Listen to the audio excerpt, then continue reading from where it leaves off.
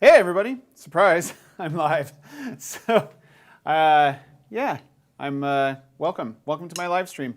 I'm, just in case you don't know, I'm Tim Metz, and yeah, thank you for being here. Let me know where you're from in the comments, as always. Like, I always like to know where everybody is, or not in the comments, or comments if you're watching later, or, you know, chat if you're watching now. So, I know this was kind of like totally unannounced, so whatever, see how we do. Hey, how's it going from Mexico? Love it. That's so neat. Oh, man. All right, cool. What's up, Marcus? Good to see you, buddy. So neat. Hey, if you guys have any questions, feel free to ask them. Didn't really have anything planned. Just felt like I should probably come on here and do this, so here we are. Yeah. Not too many people are on right now, so I'll just play some drums and see what happens. Why not? What's up, Mike from California? Where in California, Mike? I'm in Sacramento, so where are you? All right, let's talk about. I'm just gonna play a solo or something. I'll just play some drums.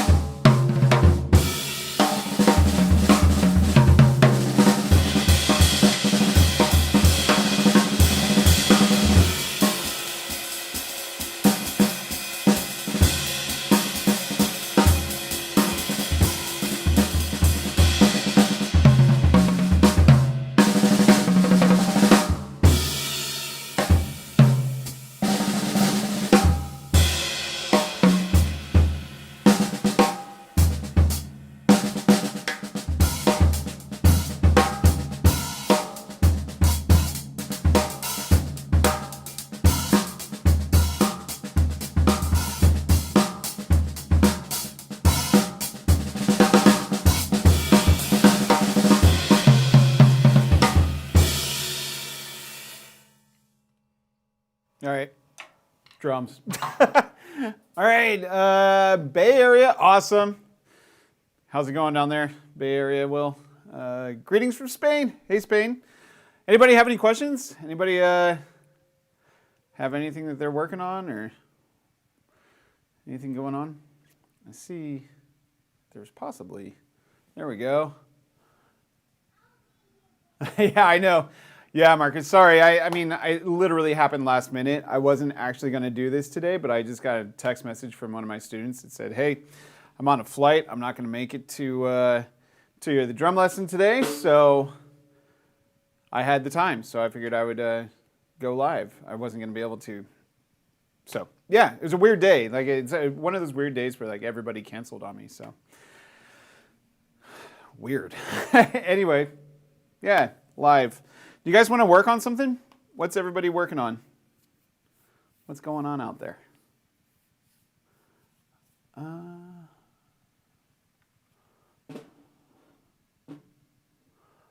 Yeah, okay, so Raiden, I can't achieve really low volume doubles on the bass drums. It's so frustrating. Well, start slow. So that's actually a really good question. So what you want to do, I always go heel down. You probably can't see it very well here. Excuse my socks. I'm always usually heel down with low volume stuff. And I want to go, I'll just play doubles.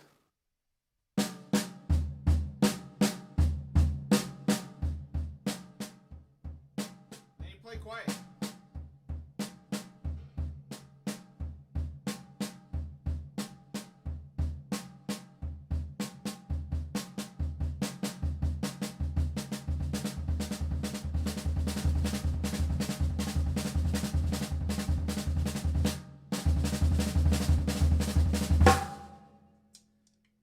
So you start off like just kind of slow and just getting the sense of what it feels like to play doubles slow.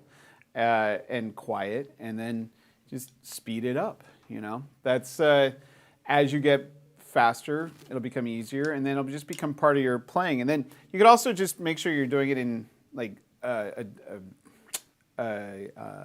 subdivision. So, like, if you're in triplets, practice the first two notes of the triplet.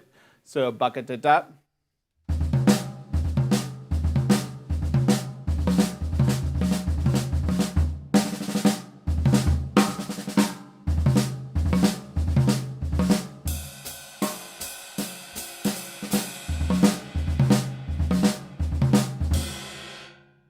Just always practice quiet. So the question was how to play quiet doubles with your feet. Welcome again, everybody. It looks like more people are starting to come along. I see Pete's on. Hey, Pete, miss you too, man. Hope you're doing well. Dig the black and white film. Sweet. That's really cool. Anyway, just ask away, ask some questions. Let me know how you're doing. Super chats are always encouraged and also just super appreciated. They help me continue to do these things, so if you're so inclined, please, super chats are great. I also do offer Zoom lessons. I believe there's a link in the description. Also, what kind of coffee are you guys drinking right now? It's my afternoon coffee time. I got my my Jack Skellington mug. You might hear my kids. They're out there. But yeah, so yeah, I hope you guys are having some good coffee and having a good Monday. Let's get back to some questions. Yeah, so Raiden, Andy, what do you do with your bass drum during that lovely... Yeah, I don't know. I have no idea. Thank you. I just hit the drums and yeah, it's hard to really say. I probably played a couple of bass drummy things, but I'm not really sure. So I was just going off the top of my head. There was really nothing going on. I probably should have had more music going on in my head, but you know, sometimes it's hard. I just get on these things and then start going, so...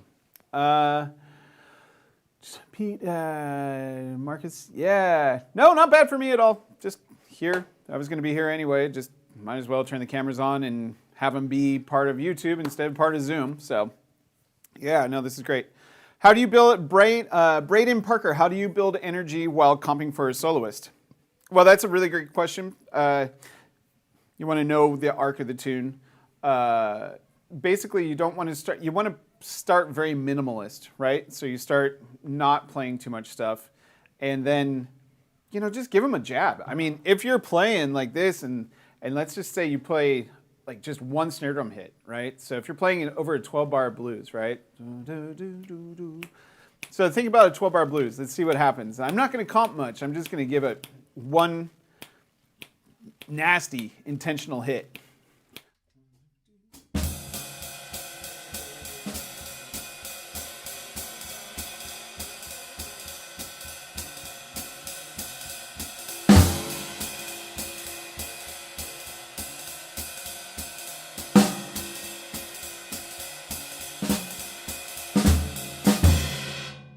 You know, so I stopped that in the middle of the second chorus, but you know what I mean? Like, you don't have to do much, but as long as the things that you play are intentional and they carry weight and they're sitting in nice places and they say, hey, go! You're not doing enough, go!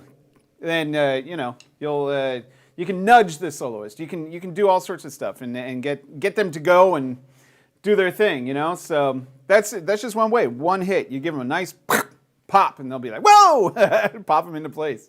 So that's one way that you can do it. Another way, like just think different, think contrast. Like if they're playing really, they're not giving that much space, then just give them a lot of ride cymbal. Not every soloist wants a lot of energy like that behind them. Most of the energy is going to come from your time fill and your ride cymbal anyway. So yeah, let's see. Roberto, hi, how are you? Good to see you. Burbank. Mike, he's from Burbank. My drummer wife is from Fair Oaks in Sacramento. No kidding. Hey, that's neat. That's not very far from me at all. That's super cool. Lion, what is your favorite rudiment?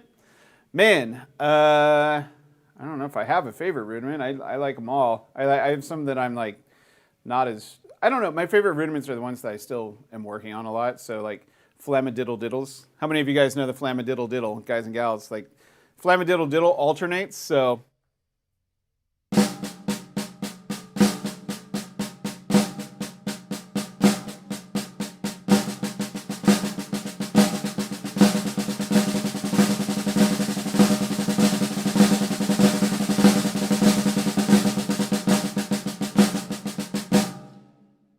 now, I've never used that in any sort of musical context, but I think it's just a fun rudiment to be able to play. I'm just still trying to make it happen. Swiss Army triplets are another one, so I like those a lot. Just I use those, but yeah, I don't know. So it's a tough one. What's your favorite rudiment? What do you guys like? Raiden, and I don't really know how loud I'm supposed to play since I never played with anyone. Maybe it's me who's not playing loud enough. I try to play with volume where it doesn't hurt anyone's ears. So Raiden, I think most of the time you can't play quiet enough. I've played gigs, I think if you caught one of my other live streams, like I play gigs where I mimicked playing and people are like, perfect. So there's times where you're just not going to be playing very high volume. So if you practice as quietly as you can, and then when you start playing with people, you can start using your musical ear, and then you use your musical ear to get to that point where you'll know if you're giving enough energy. There's one time I was playing with Jeff Clayton and Wycliffe Gordon and Marion Hayden was on bass and Reggie Thomas was on piano. We were playing a festival, and on the first gig it was cool. It was the first time I'd ever played with those guys, and well, I was kind of giving them sort of like West Coast, like cool vibes, like not really like being too aggressive with my playing. And afterwards, Jeff, was like, hey, on the next one, give me 25% more. So I did. So sometimes, if you have those conversations with your band people when you're talking to them, then, you'll figure it out. But yeah, it takes some time playing with people. You'll figure out your volume situation. Generally speaking, younger and more inexperienced drummers are going to be playing a little too loud in general, so just play quiet. You'll be fine. Yeah. Yes, Espresso, great job. I love it. Roberto, what else do you do besides drumming for taking a break? Well, Roberto, that's a great question. I like to ride my bicycle a lot. I would say that mostly I'm spending some time with my kids is what I do these days. I'm pretty much just I do this, and then I take care of my kids. And while my wife is working, she has a job where she has to work, 40 hours a week. I'm fortunate that teaching drums and playing drums, I don't usually have a 40-hour work week. I have a little bit less than that, so it makes it a little bit, makes it nice. So I'm flexible. So I really just try and go out and have as much fun time as I can with my kids. And I really enjoy teaching, so I spend time thinking about teaching and doing things like that. And, not a whole lot else, but that's it for right now. Thanks for asking. That's a good question. So Ivan, networker, this is, and using a translator, could you play some jazz funk? Well, I mean, I could. I don't know what it matters in sort of like this kind of context. Oh, I see you've done that. In the movies, I've seen that in their war bands, they beat the drum in a special way. They even hold contests. Can you play something like that? When you speak, I don't understand anything. That's so funny. When I play jazz funk. All right, Ivan, this is for you.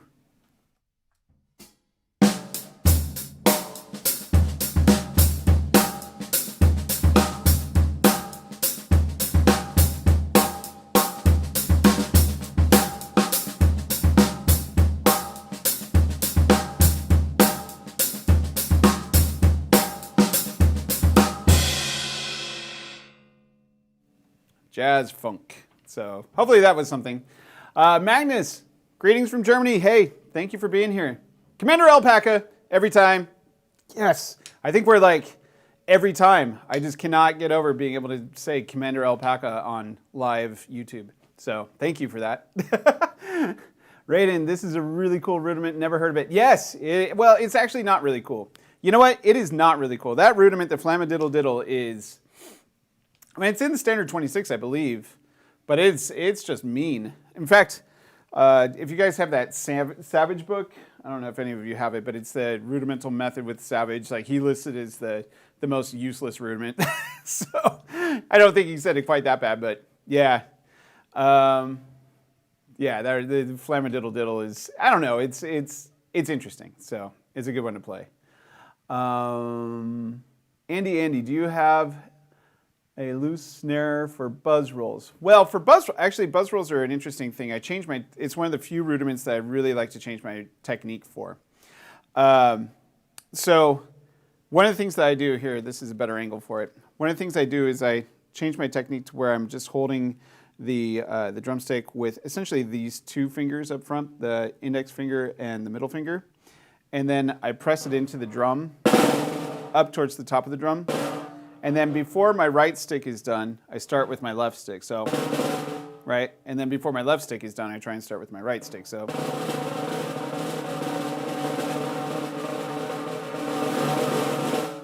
And then you get this.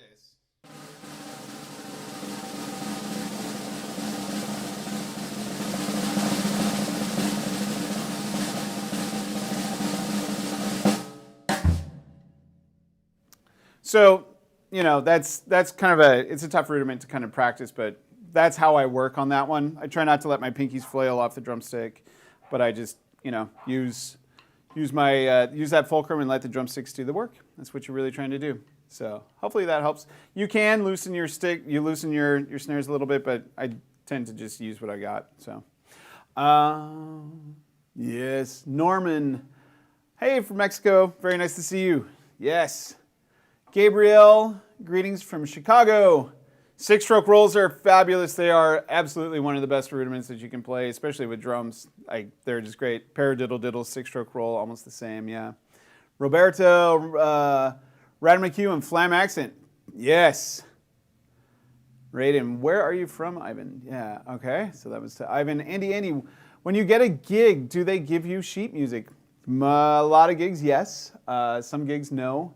If it's a standards gig, if I'm just playing a gig with friends and we're just, you know, picking up and playing jazz standards, then we're all expected to know the tunes. If we're playing stuff from that's original music, then absolutely I need some music, especially if we don't have much rehearsal. If I'm playing with the symphony, I absolutely get sheet music, you know, so I read that. And then I was just talking to a student a little bit before, a very talented artist, Corey Strange. He was talking about playing musicals, and yeah, with musicals, you got to be really good at reading. When I used to work on cruise ships, they would give you the packet of music the day you signed on, and then you had to read it and play that gig that night. So yeah, it's pretty crazy stuff. So Braden Parker, I am almost done with my bachelor's degree in performance. Any advice you give to be a gigging musician? Man, congratulations. That's really cool. That is not an easy degree to get. I think, you know, getting a music degree is one of the more underlooked sort of thing out there right now. It's tough to get a music degree. You got to jump through a lot of hoops. So, great job. Yeah, well, I mean, I don't know where you are, but it's kind of the same no matter where. First things first, like, don't lose track of the people you're in school with right now. Like, you don't know who's going to be the next person, right? The next major influence. For instance, when I was in college, I went to college at William Patterson University, and when I was there, Ari Honig was just finishing up. Jonathan Blake and I were there kind of simultaneously at about the same time. Mark Giuliano was there. He was a couple years behind me. There's some other guys, Jim Oblon, All these guys, these are just the drummers. There's some other amazing musicians like Kelvin Scholar, Chris Scholar, Pat and Ted Firth, both those guys. Josh Dion was there. I mean, like, so you don't know, like, my feet hurt from dropping all those names, but you don't really know who you're going to college with. So number one is just maintain your relationships from school. That's an important thing. Second is to just go out there, no matter what town you're living in, just get yourself known in that town. Play every gig you can, talk to every musician you can, become friends with the drummers. Don't let them know how good you are. Because if you're better than they are, then they're not going to want to refer you to gigs. So don't show up and be too crazy, but be the guy that's always on time. Be the person that's always going to just be the most reliable player, and be a good person to be around. That's going to help you get all those gigs. I remember I was kind of like, I was a little moody coming out of college, and I wasn't always the nicest person to be around, and I had this idea of where I wanted the music to be, which was always at a really high level. And when I thought the music wasn't there, then I just kind of be a jerk about it. So don't do that. Always be good. Doesn't matter what you're playing. Always be thankful for the gigs. Always thank and be respectful to the people that hired you, and don't be afraid to tell them thank you. I think that would really. It's less about playing. It's more about just your people skills. Once you're on the gigging world, right? Exactly. We're all family, right, Pete? So, I'm almost okay. So Lucas, hey Lucas. What jazz records would you recommend to a beginner? You know what, the real answer to that is just whatever grabs your ear. For me, it was records that aren't very typical. If you've been in these live streams, you know I always reference Chick Corea Alive. I think that one was a really great record for me, because I was really into Dave Weckl. Find the drummers that you're interested in learning how to play like, and just start listening to those records. For me, when I first started listening to this type of jazz, I thought that some of the records were a little scratchy and hard to listen to, so I didn't listen to a lot of Charlie Parker or any of those things. I was listening to like Miles Davis. I really got into a lot of Miles Davis with Tony Williams and the second great quintet. The first great quintet is also incredible. So, whatever grabs your ear. Just hit the jazz station, and then give the things a thumbs up when you find the things that you really like, and then start developing a pattern and just listen. So hopefully that helps. Raiden, maybe when soloing, can you use that rudiment to accent with the flam when using paradiddle diddles on the kit? Wait, there's a book for the most useless rudiments. Are you serious? Yes. No, the book isn't about the most useless rudiments. It just kind of ranks the rudiments from like the most used, I should say, rudiments, like the single stroke roll, double stroke roll, paradiddles, all that stuff there. So those are the most used rudiments down to the least used rudiments. And the flamadiddle diddles are usually the least used rudiments. So practice vlog, how are you doing? I'm doing very well. Thank you so much for asking. I do appreciate that. Who are your favorite jazz drummers these days, and which albums with them would you recommend? Well, I'm pretty old school in my listening, so I'm always discovering new stuff with like Art Blakey and Philly Joe. And do you guys have the Philly Joe solo book? That's a great book, because you start looking through it and you realize how many records you haven't listened to. So yeah, listening to some Philly Joe, and still like Miles and all the good old stuff. Benny Golson. Who else have I been listening to? Oh man, Jackie McLean. All the old Jackie McLean records. What is it's Jackknife. That one's incredible. Every few months I put that one on just incessantly. I listen to it over and over again. Jack DeJohnette's playing on that is incredible. So and it's neat because it's different than him playing with like Keith Jarrett. So listening to that record is incredible. Yeah. I don't know, those are the ones. And then these days, more modern players, like the record that I've really been looking at a lot lately is the Ben Wendell record. Am I right? Is that what I'm thinking?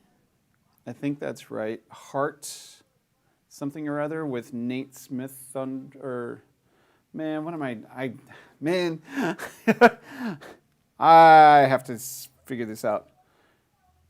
What is the name of the record? It is Heart. Oh, yeah. So, nope, it's not Kanye West. Ben Wendell. Like, you guys need to check this. High Heart. Okay, and it's Nate Wood on this, right? So check out Ben Wendell's High Heart. I cannot recommend it enough. It is just so great to listen to from the beginning to the end. The compositions, the writing is incredible. Also, to be fair, one of my favorite records right now is a buddy of mine, Jacob Manrick's. If you check him out, he's got a record out called Samadhi that he recorded. It's actually Clarence Penn's on it, but he's using these green drums. So it's an incredible record. Jacob's writing is great. Check out all of Jacob's writing. I think Jacob is just such an incredible talent and really underrated and just really great in terms of his writing and his playing. And also he's, you know, I'm a little biased. He's a good friend of mine, but you know, check his stuff out. He's a saxophone player. And then Jonathan Blake's records, man, he's got a new one coming out pretty soon that's going to be sick. So check out some Jonathan Blake for sure. All right, that's enough plug-in friends and stuff, but those are the guys that I listen to right now. I don't know if I'm still going or not. Is this thing on? Yeah, it's on. All right.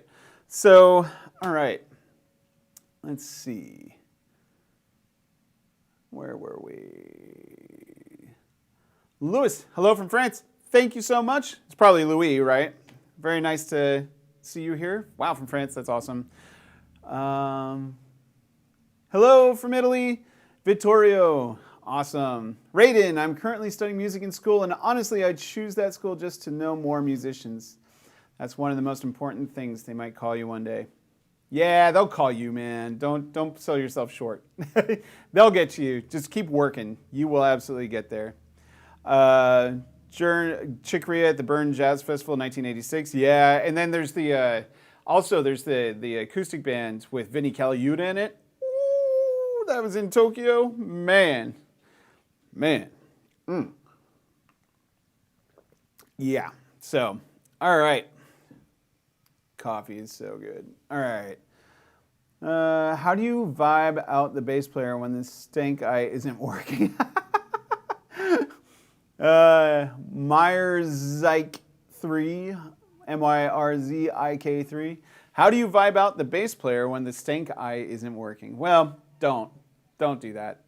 Yeah, there's no need to do that, and because what that does is that causes bad vibes on the bandstand. So, yeah, you gotta hang in there and just know when that. Just learn how to play with them. Learn how to get them to line up with you. Being nice is way better than being. What is going on? All right, looks like we're back. That was weird.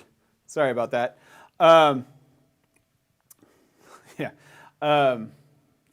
Yeah, so what I was saying, I was responding to the bass player vibing people.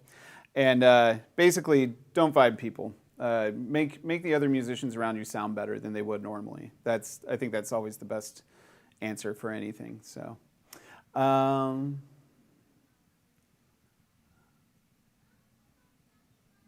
let's see. There are so many great records with Billy Higgins too. Oh man, yeah, absolutely, right. What instruction? This is back from S. What instruction books would you recommend for a beginner? It depends. I'd really just recommend you get a good teacher. So you get a good teacher first, and then you start going from there. Do what your teacher recommends. Everybody's got a kind of a different way of teaching the same stuff. So just make sure that you're following that routine and doing what they do. I think finding a good teacher is really important. So speaking of teaching, I do teach Zoom lessons. So if you are interested, I would definitely help you out. Also, again, super chats are super excited. Sorry for saying super so many times, but super chats are very welcome and appreciated. So yeah, all right. So check them out. Okay. Thanks, man. So practice vlog, I will check them out. Just typed along with you. I just bought Joe Henderson's Power to the People with Jack D. Oh, yeah, for sure.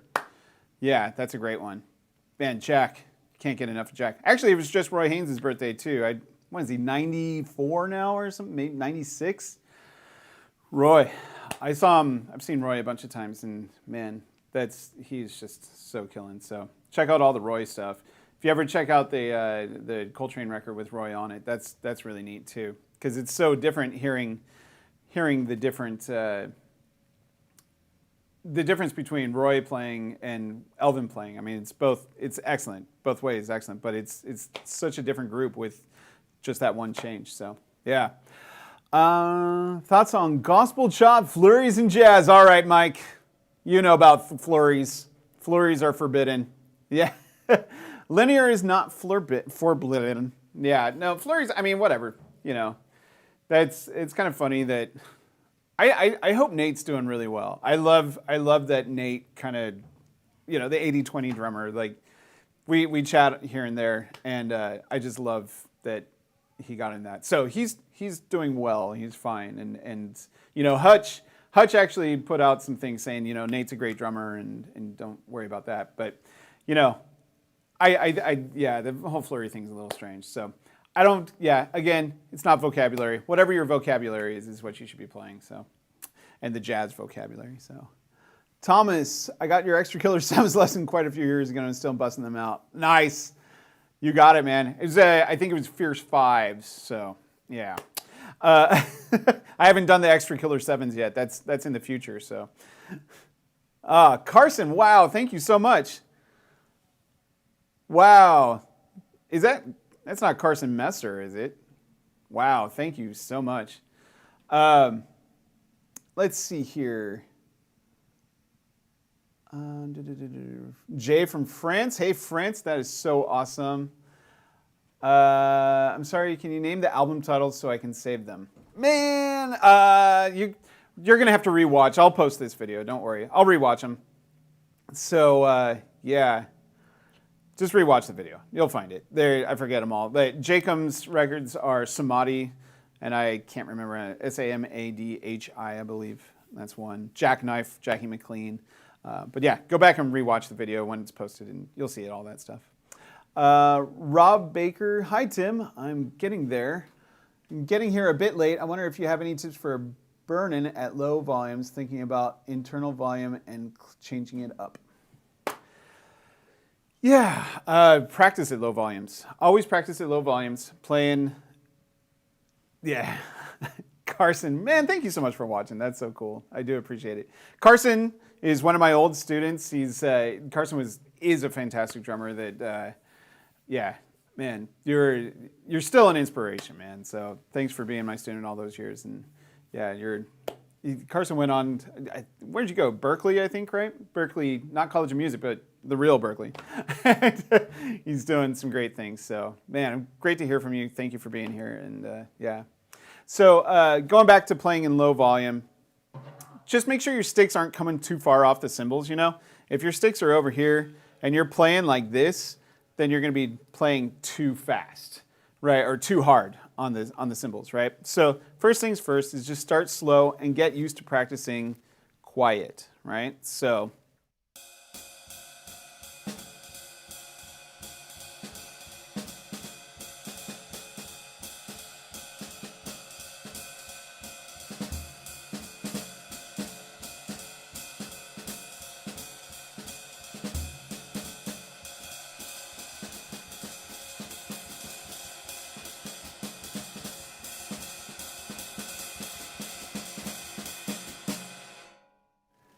So then when you start speeding it up, just looking for that consistency and, you know, overall keeping that same vibe and making sure that it's sounding really good and doing everything it's supposed to do. So hopefully that helps. Jack's playing on pictures is amazing. Yes, yes it is. What brand and size of sticks do you use? Right now I'm using Vickforth 8DNs, although the ink is worn off. But Vickforth 8DNs is what I'm using. I used to use a lot of these Modern Jazz Collection MJC4s, but I've started to just branch out. I really like the nylon tips on these cymbals, which is why I started doing that. A few of my other cymbals as well. Yeah, so it's, I just like the nylon tips. There's a little bit more clarity in what's going on with them, and for me anyway. So yeah, and they're thinner, which is really weird. I've been using thicker sticks since 1997, and all of a sudden, when the pandemic hit, I was like, oh, I want to play with these nylon tips. Let's see what happens. And so I've been practicing with these for over a year now, and I've taken them out on a few gigs, the few gigs that we've had, and it's, they've done okay. So I really like them. Wouldn't say they make me play that much different or any differently. It's just that I feel like I have more clarity out of the cymbals, and that makes me happier. So, Thomas Pattinson, yeah, Fierce Vibes. Yep, see? Let's play. All right. Have you ever held a pigeon? Believe it or not, I have. That's a very strange question. Mike Sarah, where do babies come from? Sorry, man, can't help you. Carson, awesome. Hayden, present, raise his hand. All right, buddy, good to see you. Hope you're doing well. How are your lessons with Rudy going? Hayden's one of my current sort of taking a break students. He's learning some extra marching band stuff that's a little bit beyond my scope from a really great player, Rudy. And yeah, so hopefully that's going well, Hayden. Raiden, I was trying to donate, but I'm having problems. Weird, trying to fix it. Oh, thank you, appreciate it. When you can, I'll be here again. So, Rob Baker, you're welcome. You're so welcome. Anybody else? Oh, good. I'm so glad. That's awesome. That's what you need, man. You need that. So you're practicing, right, Hayden? Coffee break. Delicious. It's getting a little cold though. All right. I don't know. You know what I'm going to play? I'm going to play a Wilcoxon solo. I'm going to do it maybe 3 ways or so. I don't know. I'm going to just try it. Hank! S, never too old to learn. That's right. You're never too old to learn. All right, PW, who are you? Is that a troll or is it somebody I know? Have I ever seen a UFO? I don't believe so, but I have been to near Area 51 before. I have seen aliens around that area. What's up, Hank? Hank Allen Barfield. He's another killing drummer that's out there right now. He's going to William Patterson, and he's going to take over the world shortly. So, rad. Wow. Look at all the people watching. You guys. Love it. All right, just because I have time, why not? Let's do this. I'm going to choose a solo and just play it. Which solo should I do? Do I want to do 6/8? Raiden, I bought a cymbal 2 months ago, came home, and it sounded like a trash can. 1 week later, it sounded good. Have you ever experienced like this? Is it normal? Am I kind of spammy? Raiden, you are not spammy. You're asking great questions. I enjoy your questions. Please don't ever worry about being spammy or anything, because that's a legit question. So, to be honest, that is perfectly normal. Like you hear what you hear. Like sometimes you're playing it at the store, and the cymbals and the drums around you change everything in the way that you hear it in the store. Then you get it home, and in your room, it just sounds like a crazy disaster of a cymbal. Then you take it outside and you're like, oh wait, that's what I heard in the store. And then, so room has a lot to do with it. How you're playing it, like what your technique is like, has a lot to do with it. What your sticks are doing has a lot to do with it. Make sure whenever you're trying out a cymbal somewhere, you're playing with the sticks that you use at home, or just in general. So like sometimes if a drum store doesn't have it, then I'll take a gamble sometimes, but like, I try and always use the same sticks that I have. Tom, thank you so much. That is so awesome. I appreciate the super chat. Thank you. Yeah, so I would say that your ears change also over the years. So like I have a lot of cymbals, and I feel like these are the ones I'm kind of settled on right now. I really like these guys, these old Ks. So I mean, obviously they're old Ks, so it's kind of what nobody would be mad at that, right? So Yeah, just doing old Ks is kind of where I'm at. Again, I hear other cymbals a lot. A lot of cymbals, they're not always the cymbals that I would always choose, but I have a lot of cymbals that I choose for specific gigs. So yeah, your ears change, your technique changes, lots of things change. So that's, you know, essentially, that's a very normal part of picking out a cymbal. So don't sell it yet. Let it play it for a while. Get used to it. Get to know it. Get to figure out how to play it. Sometimes you might be playing it in the wrong spot. You know, get to really know it. That'll really help you. Moving on. Adolf, thank you. I really appreciate that. What do you think about burying cymbals? Poika Curie. I have admittedly poured dirt on a cymbal or two. I usually just don't have the patience to leave a cymbal buried for too long. I think that it's a good gimmick. Sabian did that for a second with some of their artisan cymbals. They buried a batch of 21-inch artisans, and it was cool, you know, but yeah, it's, I don't know. I don't think you need to bury cymbals. Cymbals sound great. If you like how it sounds in the store, it's just going to sound better over time. Get the sweat on it, get the stick marks on it, get some traveling on it, you know, and then I'm sure it'll sound good. So, let's talk more glue beer. It's not beer time for me, okay? Jazzhole or Marcus. Would you show a few Mambo variations with decreasing the amount of involved instruments to still kick, hat, and snare? Well, yes, but I would say that it's important to understand a couple of different things about the Mambo, right? Actually, you asked this a while ago. I have time, so why not? Let's start with the Mambo. So, a slow Mambo.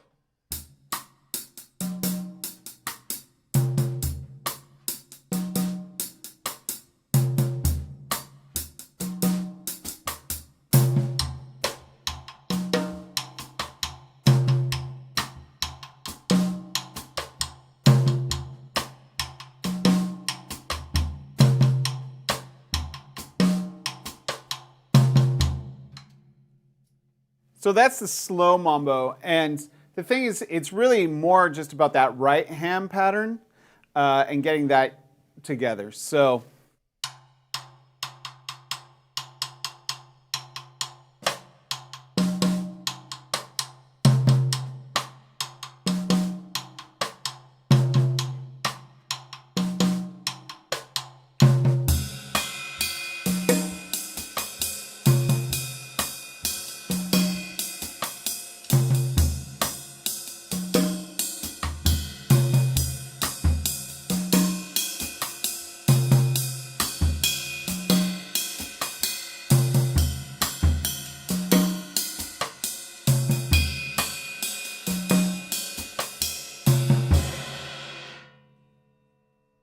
So that's like your slow Mambo, right? And then your kind of your sped up jazz Mambo.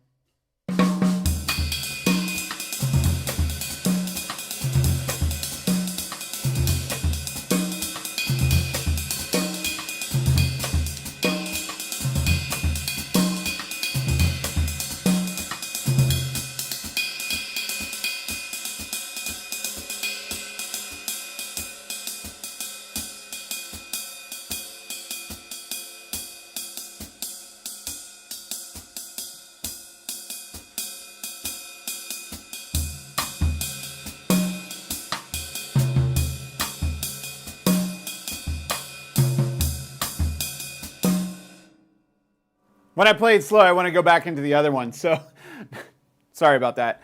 But yeah, so that's basically what it is. You know, like you worry less about that. It's more about the right hand, and then making sure that your bass drum and hi-hat are, believe it or not, less important. When you're playing a Mambo like that, you're really just mimicking what a conga player would be playing, and when a timbale player might be playing the cascara pattern. So this is more the cascara pattern. Right, so you're mimicking that, and that's why I played it over here. Or if you really want to hit the side of your drum, you can do that too. So there you go. That's kind of how you do the Mambo a little bit. Another variation, you can swing it a little bit, like in the video that I put out.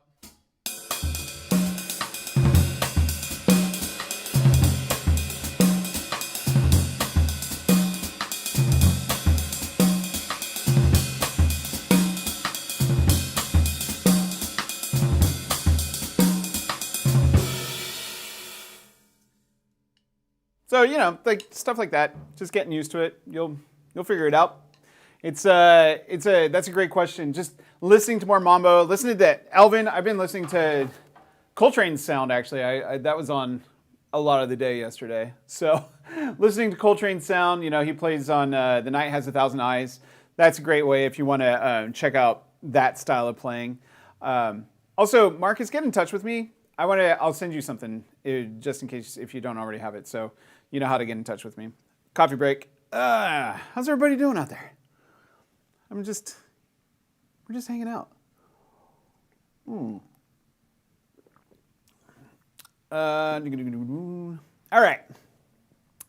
Bobby Boy Gaming. I practice traditional grip and my sticks hit each other a lot. I can keep playing no problem, but is anything to avoid? Any advice? Yeah. Here. So when I play like this, what I'm always trying to do, so your sticks should be pretty, oh, don't need that, that's Inception, right? So you want to keep your sticks close to each other, the tips close to each other, but not overlapping. And the reason for that is that you want to keep, when you're playing the snare drum, you want to keep a more consistent sound, because if one hand is out here and one hand's here, like even on the pad you can hear it, right?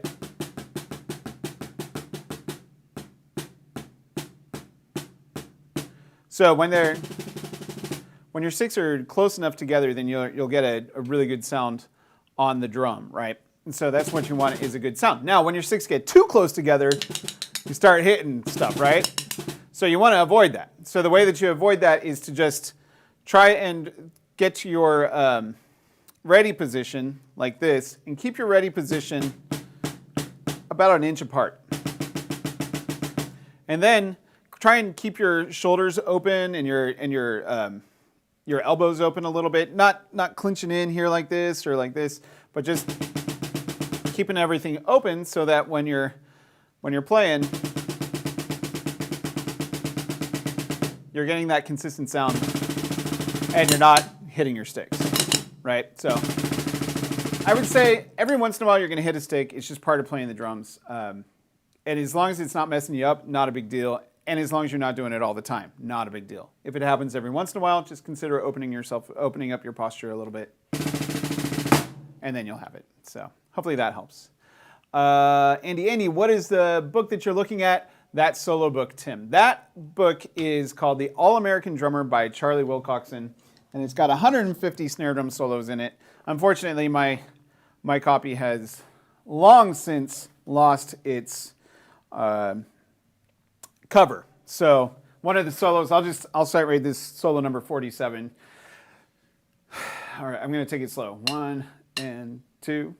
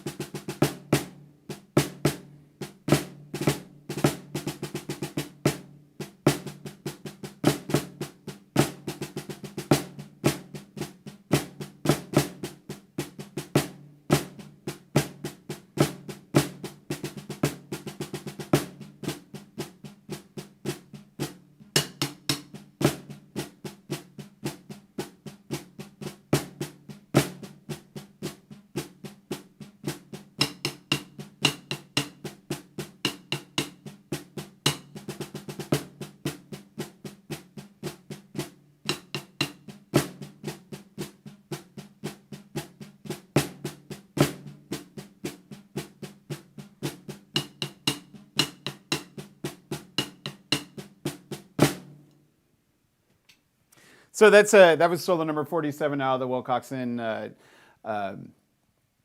yeah, All-American Drummer. So yeah, it's a great book. I learned this is the book that I use to teach vocabulary. So if you were talking about flurries, this book is anti-flurry. This book is one of the books where the vocabulary comes from. Philly Joe Jones, for instance, was a huge student. Well, Philly Joe, Max Roach, Roy Haynes, like everybody that is a legend. Elvin Jones, it doesn't matter. They all studied this book.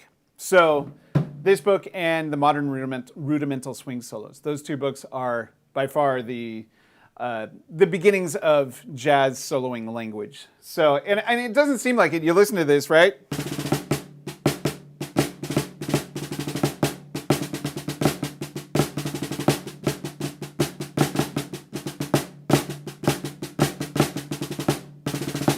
You know, you listen to that, it's very, very stringent. But like, if you start swinging it,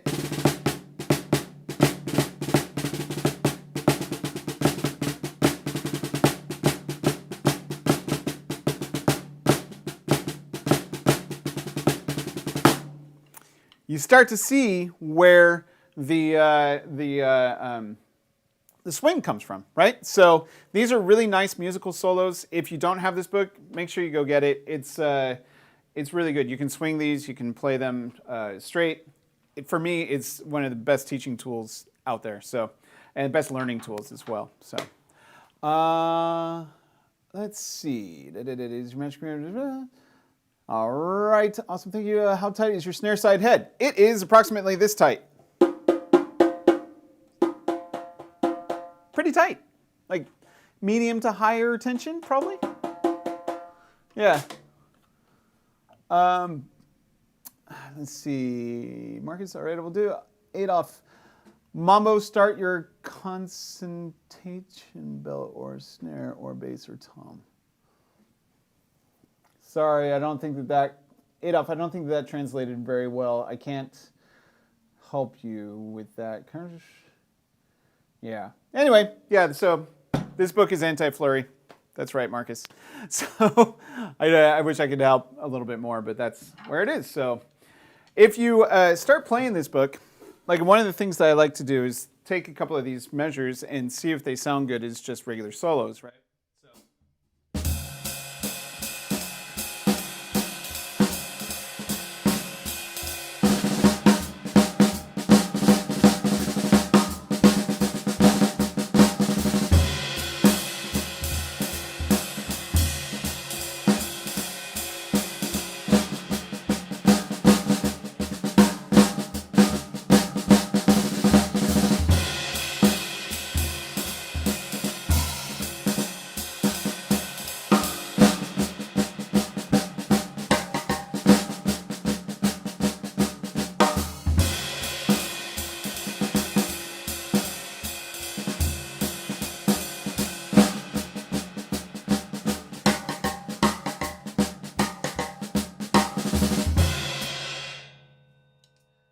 So yeah, that's a pretty cool solo. That was just solo number 47. Me kind of running through it, trading fours. Yeah. So yeah, basically that's what's happening there. It's a great way to learn how to solo. I love this book. All right, Raiden. He meant when you're playing a mambo groove, are you keeping the focus on the bass drum, on the toms, or on the rise? Thank you, man. See, you're so great to, yeah. All right, thank you for the translation. I appreciate that. That's perfect. Mostly it's on the whole thing. Every time that I'm playing, I'm thinking about the overall sound of the drum set. So you need to always be thinking about the overall sound of the drum set, what it sounds like, how it's being played, all that stuff. The entire drum set should sound like the sound that you're putting out. So I'm not necessarily thinking of one instrument over the other. I'm thinking of how everything gets put together. So hopefully that helps. Do you guys have any other questions or anything? I'm probably going to sign off here in just a moment. This is really fun. Thank you guys for being here. And yeah, I do appreciate this, especially with such short notice. I literally had no idea I was going to do this, but then I was talking to my last student, Corey. He's an inspiration. He's a really great guy. But yeah, I was talking to him, and we were just talking about being live and just being consistent and doing stuff like this. And I realized I needed to. So here I am, and I got the opportunity. So yeah, you got it. All right. I mean, seriously, you must be somebody I know, I think. Because I don't know if I've seen any UFOs, but Are you saying my fly's open? I'm not sure. All right. Anybody else have any other questions or anything weird? Marcus, thank you so much. That is so nice. Radiant, it's always a pleasure.